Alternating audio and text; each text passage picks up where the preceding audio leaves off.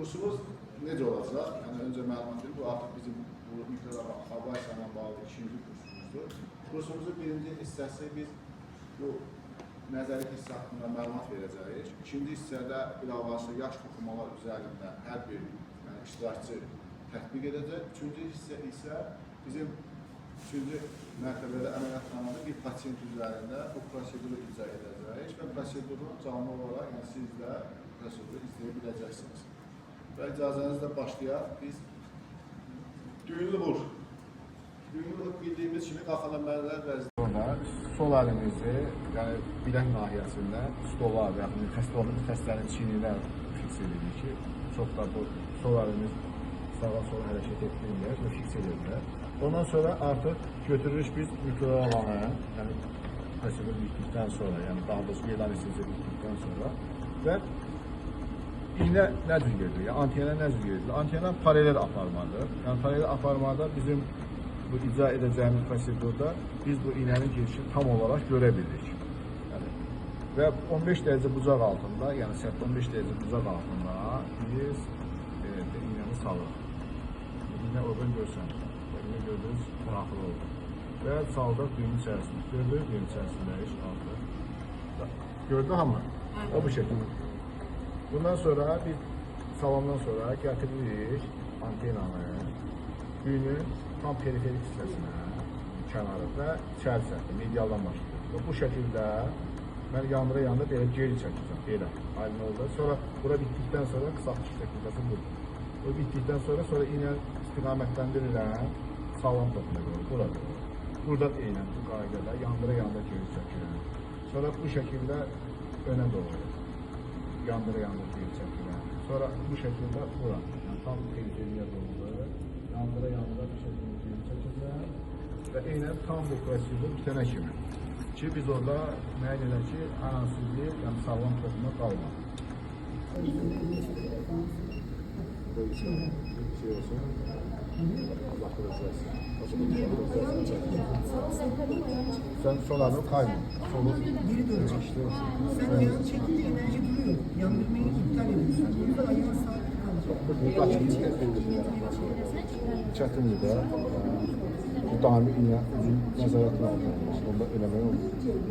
Yine sen daçkı göstər. Geri çək.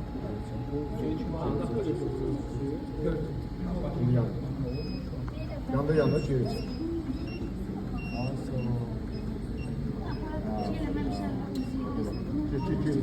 Çok aşağı. Eli iğne sakla. Eli iğne sallıyor. İstikametten yürüyor. Daçkını bekliyorum. Anlasan. Bu elden hem çok daçkını yürüyor. Eli cep alır. Onun içerisinde değil, üstünden geçiyor. Ne?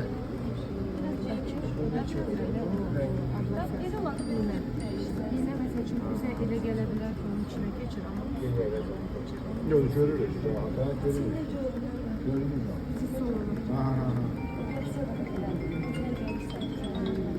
Ana gitti. Bu sahələ əmələ gəlirsə, sonra o təsə təcrüdə 2 poya çekilir. O zaman prosedur bitir, bir də 4 derece dəyərləndirilir.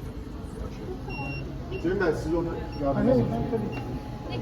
Orada neçə görüş gələ bilər? Məsələn, gördük, sonra evə göndərəndən sonra bir də təkrar gələ bilər. 1 ay, 3 ay, 6 ay belə nəzərət edilir və hər dinamikada ölçüləri başlayır, çıxılmaya.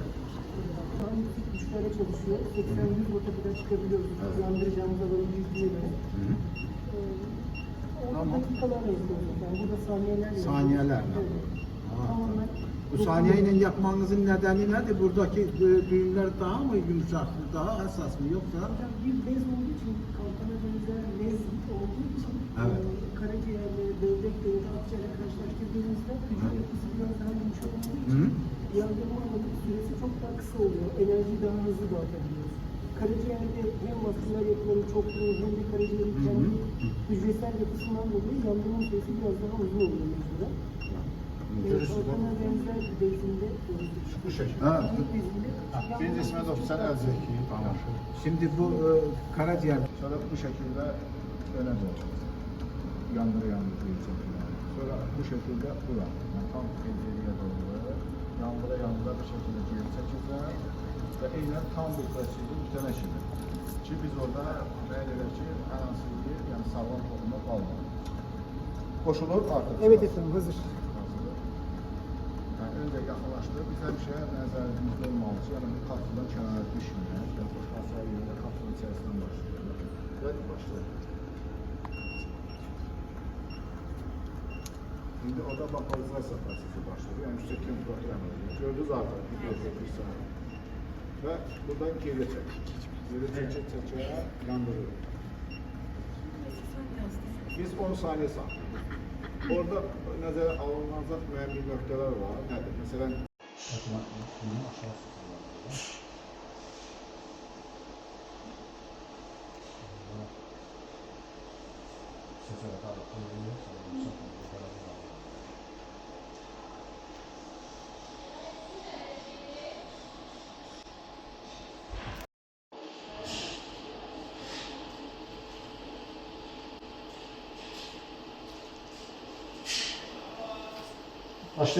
Evet efendim, 25 watt'tayız.